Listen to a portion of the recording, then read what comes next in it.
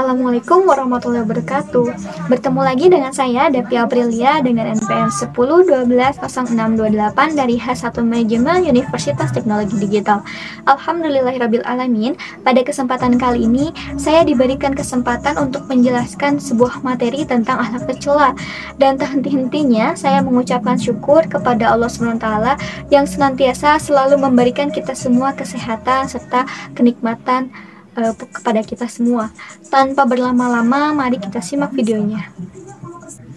Apa itu akhlak tercela? Akhlak tercela disebut juga akhlakul majmumah, yaitu sikap dan tingkah laku yang buruk terhadap Allah SWT maupun sesama manusia dan makhluk lain serta lingkungan hidupnya.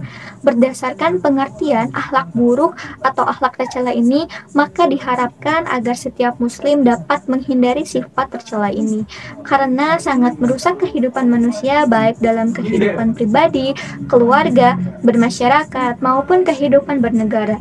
Dan begitu juga hubungan dengan Allah SWT. Akhlak tercela itulah yang selalu ditunjukkan oleh kaum Quraisy dahulu untuk memojokkan kebenaran yang disampaikan oleh Rasulullah SAW, sebagaimana yang dilakukan oleh tokoh-tokoh Quraisy seperti Abu Jahal, Walid bin Mughirah, Ahnas bin Syarik, Aswad bin Abi Yakus, dan lainnya. Oleh karena itu, iman merupakan suatu pengakuan terhadap kebenaran dan harus dipelihara dan ditingkatkan kembali kualitasnya melalui sikap dan perilaku terpuji lainnya.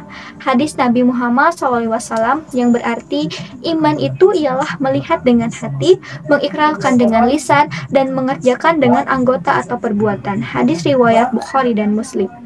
Ada 5 sifat tercela yang harus dipahami dan dijauhi oleh umat muslim. Sifat tercela yang pertama adanya aniyah atau keegoisan.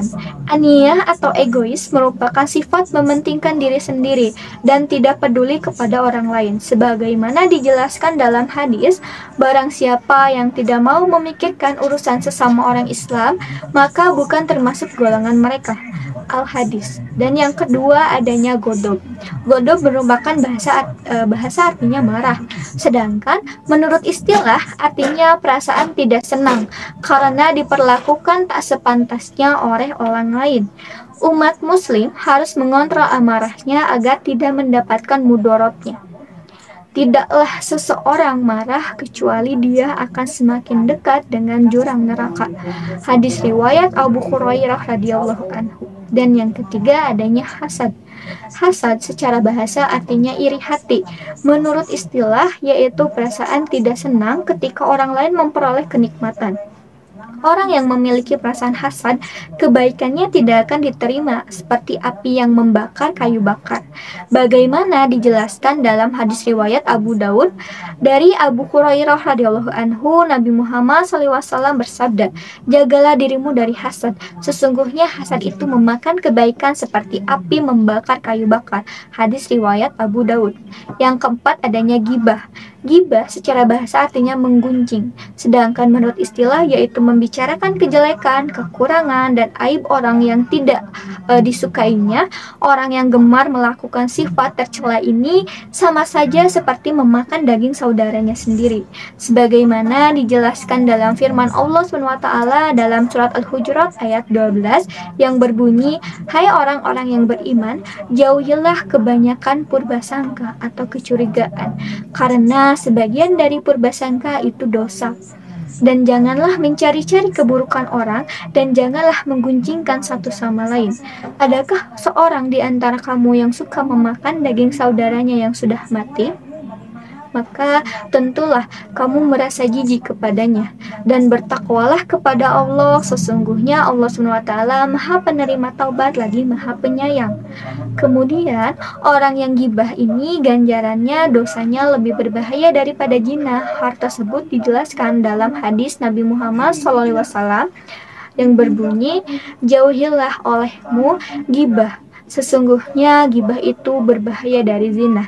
Hadis riwayat Ibu Hibban, Ibu Abi Daud Bia, dan Ibnu Mardawai. Dan yang terakhir adanya namimah. Namimah menurut bahasa adalah adu domba.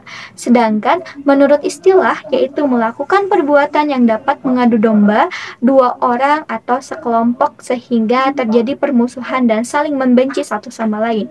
Adu domba merupakan sifat yang sangat tercela dan hukumnya sangat haram.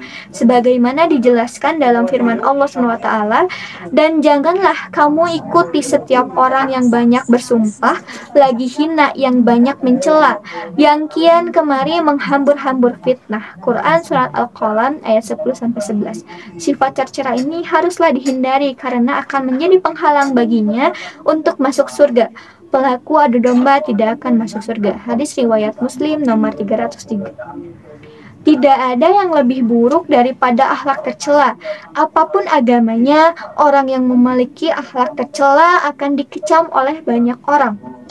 Akhlak tercela dapat merusak pada lingkungan masyarakat, lingkungan kerja, lingkungan pendidikan, dan komunitas sosial lainnya. Dampak dari akhlak tercela ini juga sangat berpotensi menjauhkan seseorang dari rezekinya. Akhlak tercela pada seseorang dapat membuat orang lain tidak nyaman dan sangat menjaga jarak karena pertimbangan-pertimbangan dari akhlak tercela tersebut. Jarak inilah yang dapat membuat jalan rezeki kita kepada orang yang berakhlak tercela akan menjadi sepi dan jauh. Sebagai hadis Allah, sebagian orang bijak bestari berkata, siapa saja buruk akhlaknya niscaya akan sempit rezekinya. Sebabnya tentu sudah jelas. Al-Mawardi 192. Ada juga cara menghindari akhlak tercela. Ada juga contoh penerapan dalam kehidupan sehari-hari. Akhlak tercela ini haruslah ditinggalkan oleh siapapun yang ingin menjadi umat Nabi Muhammad SAW. Lalu ada beberapa cara nih menghindari akhlak tercela dalam pergaulan remaja khususnya, yaitu yang pertama, kita harus jadikan agama kita sebagai pedoman dalam berperilaku, selektif dalam memilih teman, memiliki prinsip hidup, mengintrospeksi diri selalu, menghindari hal-hal yang negatif, mengutamakan pendidikan, terutama mengisi waktu luang dengan kegiatan yang positif, dan selalu mengingat tujuan hidup di dunia ini untuk apa. Lalu cara menghindari akhlak tercela tersebut dapat kita terapkan dalam kehidupan sehari-hari dengan berbagai cara seperti menekuni ilmu agama, rajin menghadiri kajian-kajian keagamaan, berteman dengan orang-orang soleh dan soleha, dan lain sebagainya. Semoga kita terus dilindungi dari akhlak buruk itu atau dari akhlak tercela itu agar tetap dekat dengan Allah dan dicintai oleh umat-umatnya. Sekian materi yang bisa saya sampaikan, kurang dan lebihnya mohon dimaafkan. Semoga bisa bermanfaat untuk kita semua, serta kita semua selalu diberikan perlindungan dimanapun kita berada oleh Allah SWT. Terima kasih atas perhatiannya. Wabillahi taufiq wal hidayah. Wassalamualaikum warahmatullahi wabarakatuh.